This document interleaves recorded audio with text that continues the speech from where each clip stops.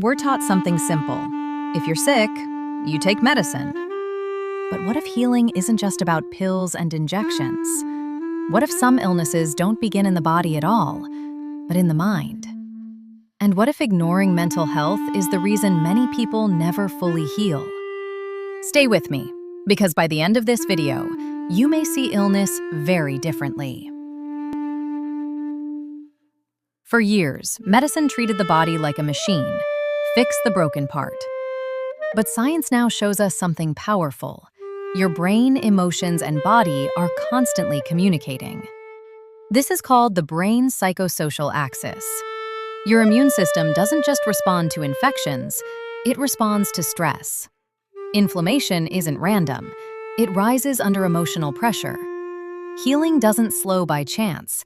Your mental state directly affects how fast, or how poorly, the body recovers. And here's the part most people underestimate.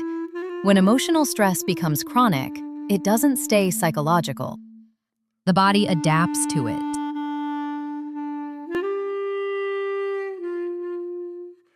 When stress becomes chronic, the body releases hormones constantly.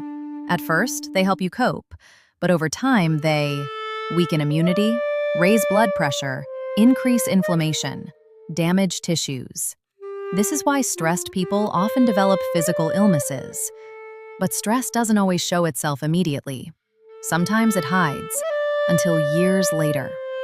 One common example shows this clearly. Many lung cancer cases are linked to smoking. But let's ask a deeper question. Why do people smoke in the first place? According to researchers, most don't start for fun. They smoke to cope with tension, anxiety, pain, emotional stress. Smoking becomes relief, but relief slowly damages the lungs, and over time, that damage can turn into cancer. The illness didn't start in the lungs, it started in unaddressed stress. Now imagine if that tension had been treated earlier. Would the same person have smoked at all? This pattern doesn't stop with cancer. It happens in many illnesses. Heart disease has strong links to chronic stress. Stomach ulcers are closely associated with long-term anxiety. Chronic pain often follows unresolved trauma. Autoimmune conditions frequently worsen under emotional overload.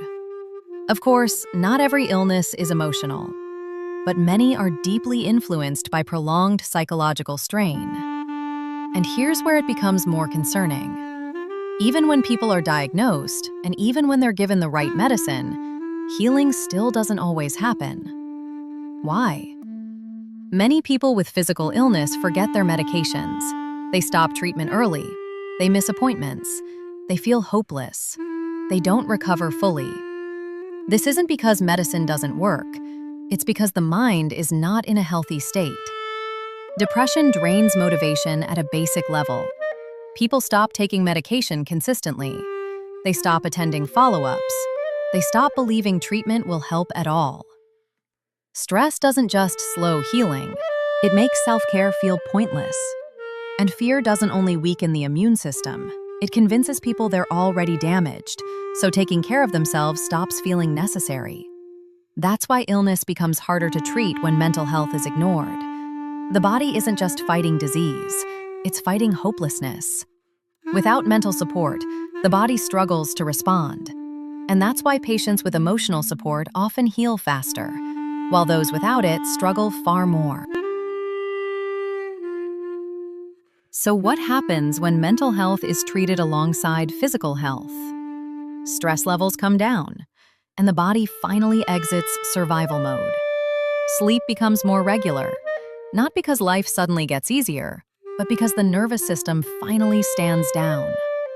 Pain signals reduce when the brain stops amplifying threat.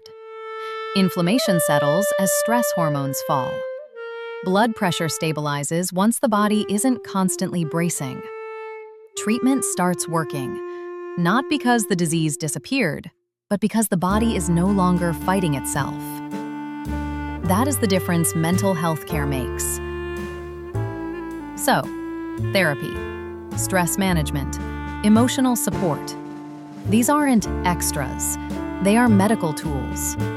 Modern healthcare now understands this. Healing is both psychological and physical. Medicine often treats symptoms. Mental health care treats the root.